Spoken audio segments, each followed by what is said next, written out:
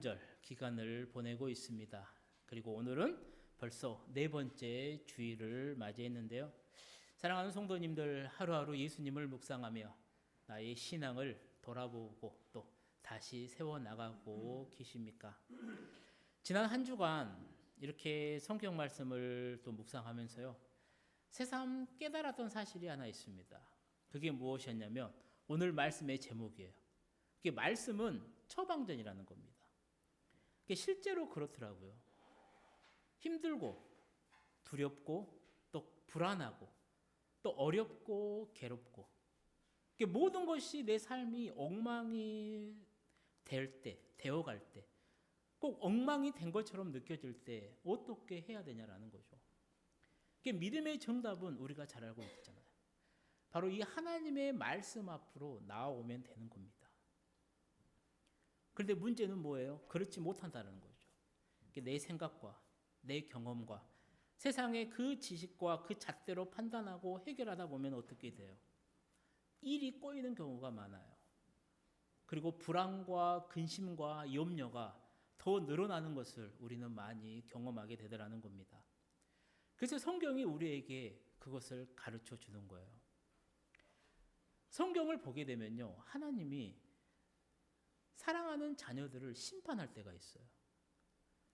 항상 사랑과 정말로 은혜만 베푸는 것이 아니라 정말로 못된 망한 엉덩이 때린다는 것처럼 사랑하는 자녀 매 더 드는 것처럼 심판을 할 때가 있어요. 그리고 심판으로 사용하신 도구가 있습니다. 그게 뭐냐면 칼, 기근, 전염병이에요. 칼은 전쟁을, 기근은 굶주림을, 이 전염병은요, 전염을 일으키는 질병을 뜻하는 거예요. 말하는 거예요. 그래서 하나님은 이것을 사용해서 하나님의 사랑하는 자녀인 이스라엘 백성들을 심판하십니다. 어떨 때는 셋 중에 하나를 사용할 때도 있고요.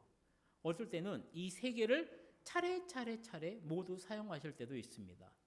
그리고 정말로 어떨 때는 한꺼번에 이것을 사용하실 때도 있다라는 것이죠. 우리가 보고 있는 이 요엘서, 하나님이 이스라엘 백성들을 심판을 하세요. 무엇으로 심판을 하시냐면 기근으로 심판하실 때를 배경으로 하고 있어요.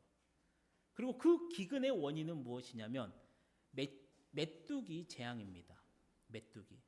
그래서 요엘서 1장을 보게 되면요, 잘 모르는 단어들이 나오잖아요. 뭐 팥중이라든가 메뚜기라든가 느치라든가 황충이라든가 아마 구별하기는 쉽지가 않습니다. 어려워요.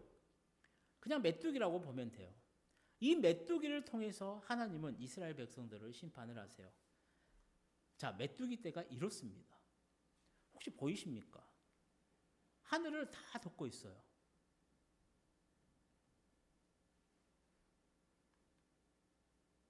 이렇게 엄청난 메뚜기 떼가요, 나타나요. 그리고 이들이 앉아요. 그리고 자리를 떠납니다. 그러면 이 메뚜기 떼가 앉은 곳은 어떻게 돼요? 모든 것이 다 사라져버려요. 메뚜기들이 나뭇잎도 갉아먹어버리고요. 나무 껍질까지도 먹어버립니다. 나무가 그냥 다 시들어버려요. 풀과 나무가 없으니까요, 목축하는 사람들도 힘들 수밖에 없잖아요. 또 농업도 안 되고 축산업도 안 되니까요, 하나님께 제사 드릴 곡식과 그런 포도주도 없습니다. 그러다 보니까 소제와 전제, 제사도 드리지 못하게 돼요. 이 기근으로 인해서 나라가 엄청나게 힘들어진다는 거예요. 그러면 우리는 생각을 해봐야죠. 그렇다면 도대체 왜 이 요엘 선지자가 사역을 할 때 그 나라에 메뚜기 재앙이 있었냐라는 것이죠. 우리가 그것이 궁금해서 요엘서를 다 읽어봐도요, 답이 나오지 않습니다. 왜냐하면 요엘서는요, 그들의 죄명을 밝히고 있지 않기 때문이라는 거예요. 하지만 그들의 그 죄명을 밝히지 않는다라고 해서 그들의 죄를 찾지 못하냐? 아니, 그들의 죄가 없느냐? 그건 아니라는 겁니다. 성경을 보다가요, 역사서라든가 시가서라든가 예언서를 보다가 문제에 대한 답을 찾지 못할 때 우리는 어디로 가야 되냐면 모세오경으로 가야 됩니다. 구약 성경, 이 모세오경에는 그 율법의 그 본질적인 내용이 들어있기 때문이라는 거예요. 그래서 하나님께서는 이 메뚜기 재앙에 대해서 이미 모세오경에 말씀해 놓으셨어요. 우리 신명기 28장 말씀 한번 같이 읽어보도록 하겠습니다. 내가 많은 종자를 들에 뿌릴지라도 메뚜기가 먹음으로 거둘 것이 적을 것이며 내가 포도원을 심고 가꿀지라도 벌레가 먹음으로 포도를 따지 못하고 포도주를 마시지 못할 것이며 내 모든 경내에 감람나무가 있을지라도 그 열매가 떨어짐으로 그 기름을 내 몸에 바르지 못할 것이며 내가 자녀를 낳을지라도 그들이 포로가 되므로 너와 함께 있지 못할 것이며 내 모든 나무와 토지 소사는 메뚜기가 먹을 것이며. 아멘. 하나님의 이 말씀하고요, 요엘서 이 1장을 읽어보면 상황이 너무나도 똑같아요. 그렇다면 그들이 무슨 죄를 지었기에 왜 이런 재앙이 임했느냐? 우리 신명기 28장 15절에서 16절 말씀을 함께 읽어보도록 하겠습니다. 내가 만일 내 하나님 여호와의 말씀을 순종하지 아니하여 내가 오늘 내게 명령하는 그의 모든 명령과 규례를 지켜 행하지 아니하면 이 모든 저주가 내게 임하며 내게 이를 것이니 내가 성읍에서도 저주를 받으며 들에서도 저주를 받을 것이요. 아멘. 그래서 우리는 이 말씀을 통해서요, 요엘 선지자 시대 이스라엘 백성들이 무슨 죄를 지었는가를 알 수가 있어요. 그들이 지은 죄는 뭐예요? 하나님의 말씀에 순종하지 않았다라는 거예요. 하나님의 말씀에 순종하지 않고요, 우상 숭배를 했다라는 거예요. 그러다 보니까 사회의 정의가 모두 다 무너져 버렸다라는 겁니다. 그리고 그 결과로요, 그들은 메뚜기 재앙, 이 메뚜기 재앙을 받고 있다라는 겁니다. 중요한 것은 무엇입니까? 이미 사고는 터졌다라는 거예요. 이미 사고는 났어요. 이 메뚜기 재앙으로 인해서요, 온 나라가 다 힘들어합니다. 온 백성들이 다 힘들어요. 자, 그럼 남은 것은 무엇이에요? 바로 수습이라는 겁니다. 수습. 어떻게 이 문제를 해결하고 앞으로 더 좋은 나라가 될 것인가? 이게 중요한 문제라는 겁니다. 그래서 요엘 선지자는 3장으로 구성된 이 짧은 말씀에서요, 아주 중요한 해결책을 우리에게 알려주고 있다는 겁니다. 사랑하는 성도님들, 정말로 잘 들으세요. 우리에게도 좋은 날만 있지는 않아요. 항상 꽃길만 있고 복된 길만 있으면 좋겠는데 그렇지가 않잖아요. 힘들고 어려운 날이 있습니다. 그게 나랑은 상관없는 사고가 될 수도 있지만요, 어떻게 보면 내가 하나님의 말씀대로 살지 못해서 받는 심판일 수도 있다라는 거예요. 그러니 내 삶이 힘들고 내 삶이 불안하고 염려되고 걱정되고 정말로 어려우면요, 오늘 말씀 한번 잘 듣고 기억해 보시길 바라요. 요엘 선지자가 세 가지의 해결책을 제시합니다. 그중 두 곳은 요엘서 2장에 기록되어 있고요, 한 곳은 1장에 기록되어 있어요. 그 1장에 기록된 말씀이 첫 번째 해결책입니다. 우리 요엘서 1장 14절 말씀을 함께 읽어보도록 하겠습니다. 너희는 금식일을 정하고 성회를 소집하여 장로들과 이 땅의 모든 주민들을 너희 하나님 여호와의 성전으로 모으고 여호와께 부르짖을지어다. 아멘. 금식일을 정하래요. 그리고 금식하래요. 하지만 당시 이들에게는 금식은요, 너무나도 쉬웠어요. 왜요? 이미 이들은 메뚜기 재앙을 당했다니까요. 메뚜기가 다 먹어버렸어요. 먹을 것이 없어요. 그래서 굶는다는 것은 그냥 태반사. 그러면 진짜 해결책은 무엇이냐라는 것이죠. 성회를 소집해서 성전으로 모여서 하나님께 살려달라고 부르짖으며 울라라는 겁니다. 제가 우리 성도님께 드리고 싶은 말씀이 이거예요. 하나님을 향해서요, 하나님 앞에서 울라라는 거예요. 엉뚱한 데 가서 울지 말고 혼자 가슴앓이 하면서 울지 말고요, 하나님 앞으로 가서 울라라는 거예요. 그래서 성경을 잘 보면요, 이 요엘 선지자의 첫 번째 해결책, 하나님 앞에서 울라라는 것은 성경 여러 곳에서 나오는 내용이에요.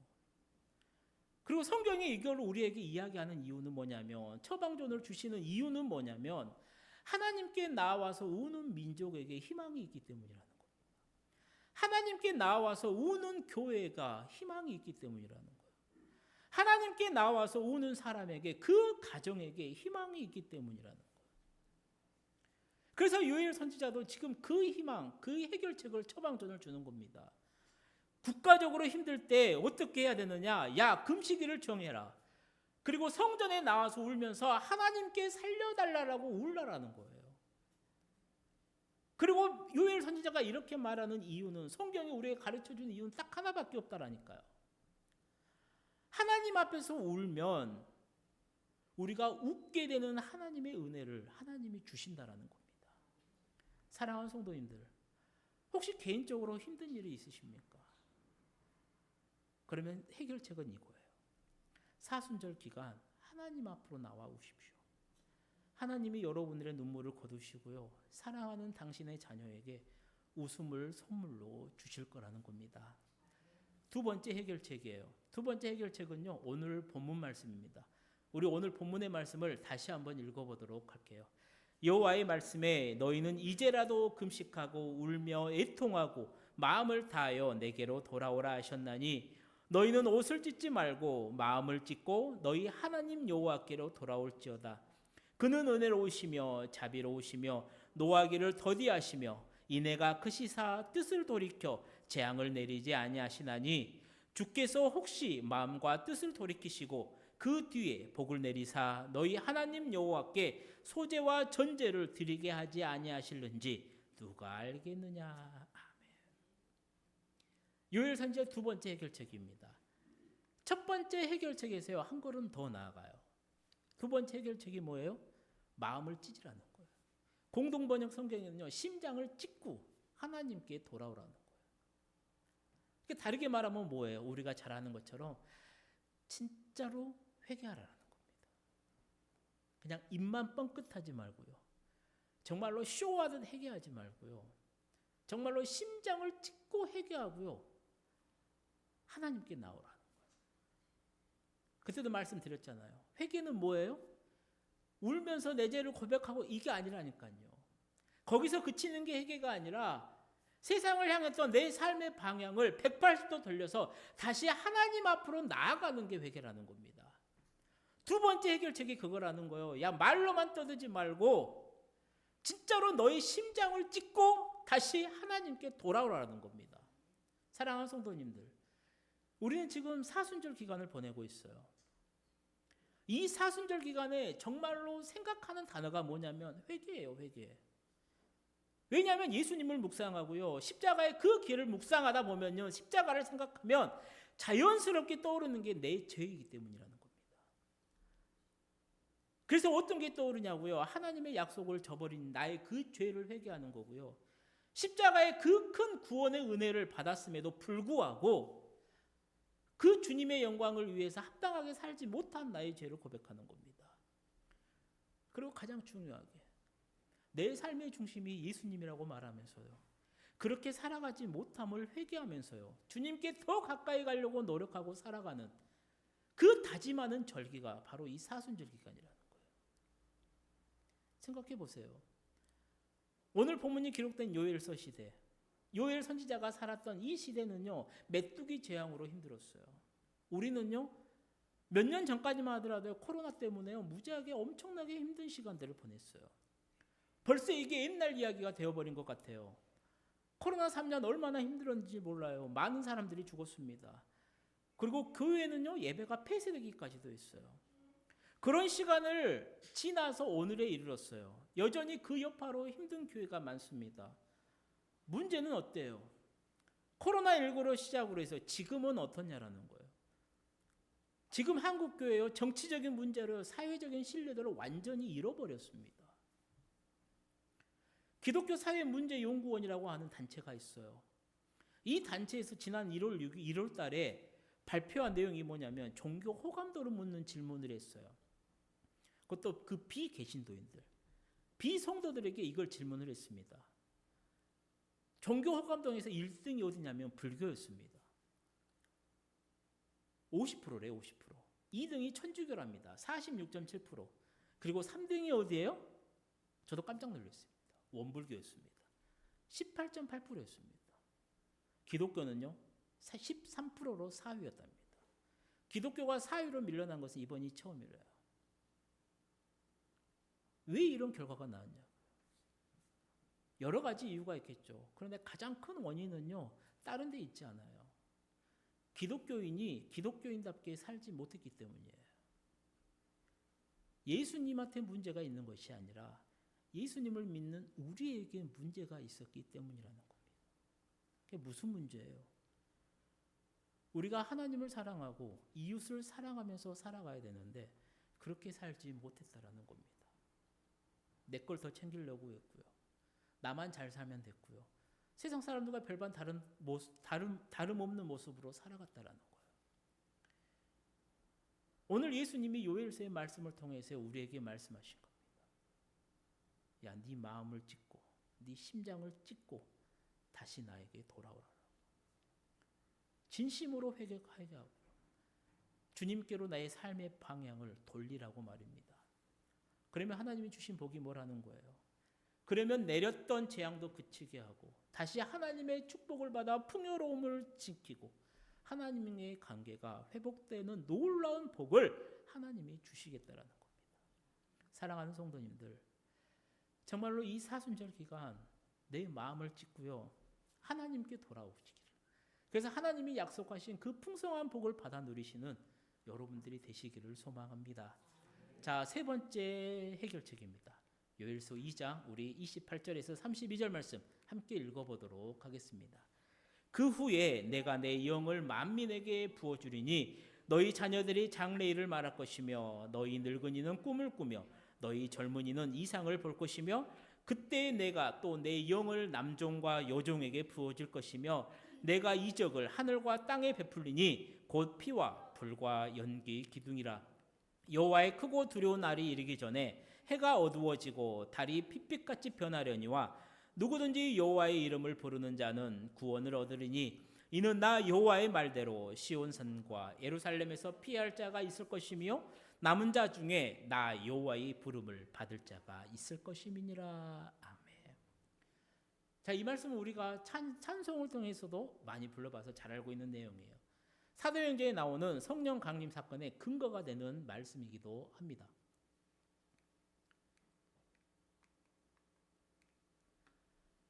오순절날 제자들이 성령을 체험해 성취된 말씀이죠. 요엘 선지자가 이 말씀을 하는 의도는 무엇이라는 거예요? 당시 그 사람들에게 성령님의 임재와 능력을 체험하라는 거예요. 그래, 이게 참 중요하죠. 이 체험하는 성령님의 임재와 능력을 체험하는 게 있어야 하나님의 사람답게 살아갈 수가 있다라는 겁니다. 잠깐 이 요엘서의 배경을 말하자면요, 이스라엘 역사상 가장 나쁜 놈, 악한 왕을 이야기를 하려면 우리가 잘 알고 있는 것처럼 북이스라엘의 아합을 말할 수가 있습니다. 자, 그러면 가장 나쁜 여자는 누구냐? 바로 그 아합의 아내였던 이세벨과 그녀의 딸인 아달랴를 말할 수가 있어요. 여호사밧의 뒤를 이어서 남유다 왕이 된 이 여호람, 이 여호람이 아내 복이 없어서 처복이 없었어요. 왜냐하면 그의 아내가 바로 이 아합의 딸인 아달랴였다는 겁니다. 이 아달랴가 정말로 독한 여자, 나쁜 여자예요.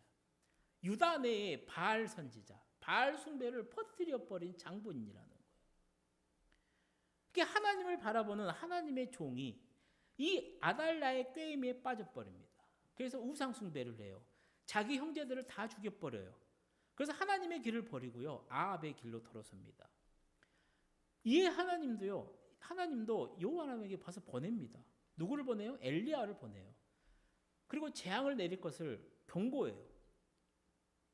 그래서 하나님이 심판의 제물로 뭐를 쓰냐면 칼을 써요. 블레셋 사람들이 유다를 침략합니다. 모든 재물과 그들의 아내들과 아이들을 다 탈취해 가버려요. 그리고 여호람은 어떻게 돼요? 창자병이 걸려 죽게 됩니다. 그래서 여호람이 죽으니까 그의 아들 아하시아가 왕이 돼요. 근데 그 아들 또한 어머니 아달랴의 꾀임에 빠집니다. 어머님의 그늘에서 벗어날 수가 없어요. 아빠와 똑같은 그 행위를 계속하다는 거예요. 그래서 어느 날 이 아하시아가요, 북이스라엘 그 아합의 아들이었던 요람 왕의 문병을 가게 돼요. 그리고 그곳에서 에후에 의해 살해가 됩니다. 에후에 의해서 자신의 아들이 죽었어요. 아달랴가 분노를 합니다. 그래서 자기가 유다의 왕이 되려고 해요. 그래서 어떻게 해요? 다윗의 씨들을 전부 다 죽여버려요. 그때 아기였던 요아스를 공주였던 여호세바가 빼돌립니다. 그리고 성전에 6년을 숨어 지냅니다. 그 기간 동안 아달랴가 유다를 다스리게 돼요. 그리고 7년째 제사장 여호야다가 반정을 일으켜서요. 당시 7살이었던 이 요아스를 왕위에 올리고 아달랴를 처단을 해요. 이게 요엘서의 그 배경입니다. 그러니까 이때 요엘 선지자가 활동했던 때예요. 그러니까 시대가 정치적으로, 사회적으로, 경제적으로 굉장히 혼란스럽고요, 어려웠고요, 혼탁했어요. 그 시대를 살아가다 보니까 사람들은 불안과 염려가 두려움이 가득했던 시대라는 거예요. 지금 우리 시대도 마찬가지예요. 정치적으로, 사회적으로, 경제적으로 얼마나 불안하고 힘들고 어려울지 몰라요. 그때 요엘 선지자를 통해 주시는 말씀이 이거예요. 그 두려움과 불안함이 가득한 세상을 우리가 어떻게 살아가야 되느냐. 요엘서가 우리에게 주는 분명한 메시지는 그거예요. 여호와의 날이라고 하는 하나님의 무서운 심판과 재앙에 대해서 분명히 말하고 있다라는 거예요. 하나님의 심판을 받았어요. 에이, 그런 게 어디 있어? 아니요, 성경은요 분명히 하나님의 심판에 대해서 말을 해요. 그리고 그 당시에 모든 상황들을 지켜보았을 때요, 상황을 돌아봤을 때 그렇게 생각하지 않은 게 이상할 정도예요. 어머니가 아들이 죽었는데요, 그 아들의 죽음을 이용해서 자신이 왕위를 책임져요. 나머지 가족을 다 죽인다니까요. 후에 요아스요, 그렇게 어렵게 세워진 왕 이 요아스가 어떻게 돼요? 처음에 보시기에, 하나님이 보시기에 정말로 정직한 일을 행합니다. 성전도 수리해요. 온 백성들이 한 마음으로 자기의 돈을 다 줘요. 그래서 교회를 세웁니다. 성전을 수리하기도 해요. 하지만 제사장 여호야다가 죽고 난 뒤에 그는 하나님을 버려버려요.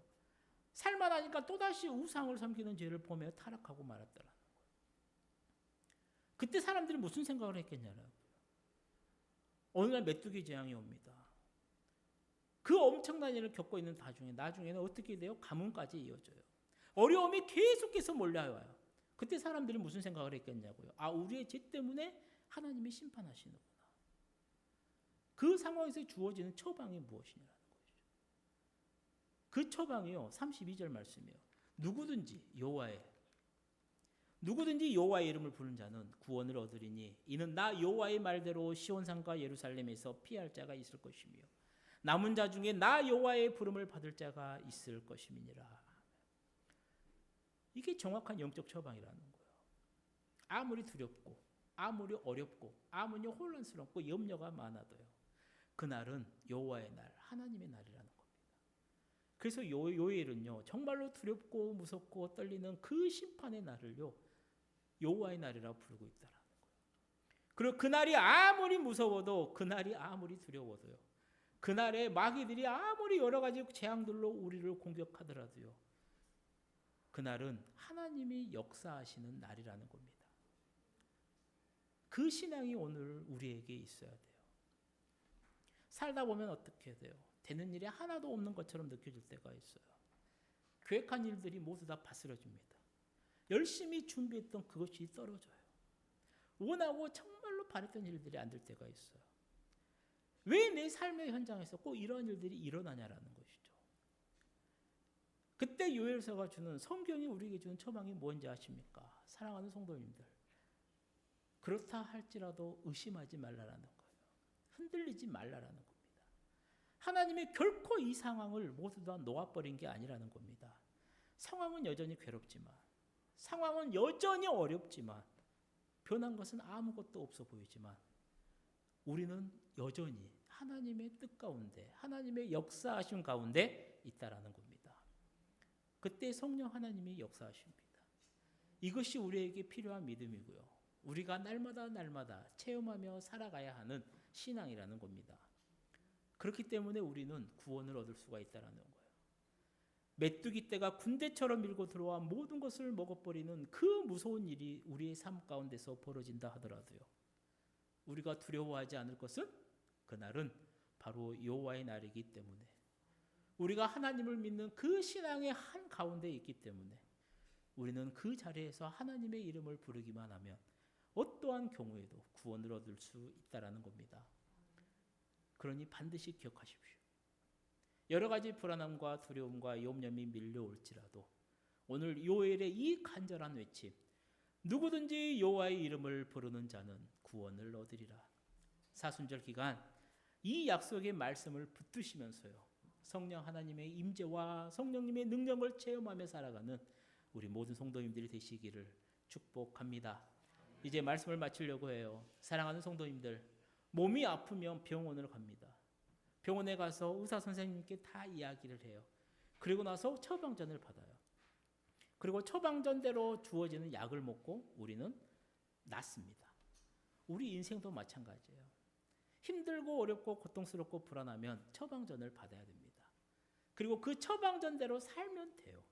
사랑하는 성도님들, 창조주 하나님께서요, 당신의 사랑하는 자녀들에게 주신 처방전이 바로 이 하나님의 말씀이에요. 그러니 이 하나님의 말씀을 꼭 붙드시고요, 매일매일 곱씹으면서 살아가시길 바라요. 오늘 요엘 선지자가 힘든 시기를 이겨나갈 해결책을 3가지를 알려줍니다. 첫 번째는 뭐예요? 성전에 모여서 울라라는 거예요. 두 번째는 진실되게 회개하라는 겁니다. 세 번째는 성령의 임재와 능력을 체험하라는 거예요. 오늘 하나님이 우리에게 이 요엘서의 말씀을 주셨습니다. 그리고 우리가 살아가고 있는 오늘도 요엘 시대처럼 전반적으로 어려워요. 한국 교회도 어렵습니다.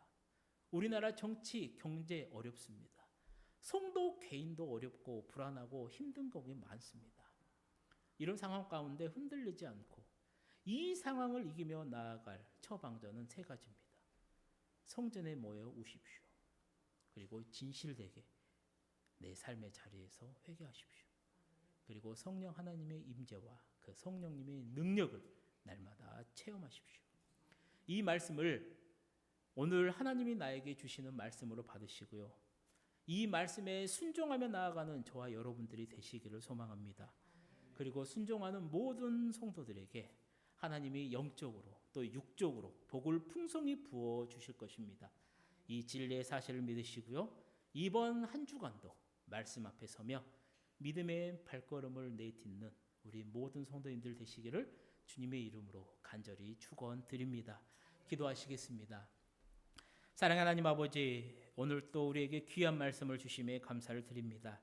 아버지, 주신 말씀 잘 붙들어서 말씀 앞에 서는 우리가 되도록 인도하여 주시고, 지혜도 얻고 평안도 얻고 힘도 얻어서 하루하루 예수님과 더불어 행복한 믿음의 발걸음을 내딛는 우리 모두가 되도록 은혜를 베풀어 주옵소서. 그렇게 올해 사순절 기간이 예수님과 함께하는 복된 기간이 되기를 소망합니다. 그렇게 올해 사순절 기간이 예수님께 더 가까이 다가가고 말씀의 능력을 믿고 하나님의 살아계심을 고백하는 믿음의 시간들로 채워질 수 있도록 주님 은혜를 베풀어 주옵소서. 예수님의 이름으로 기도드립니다. 아멘.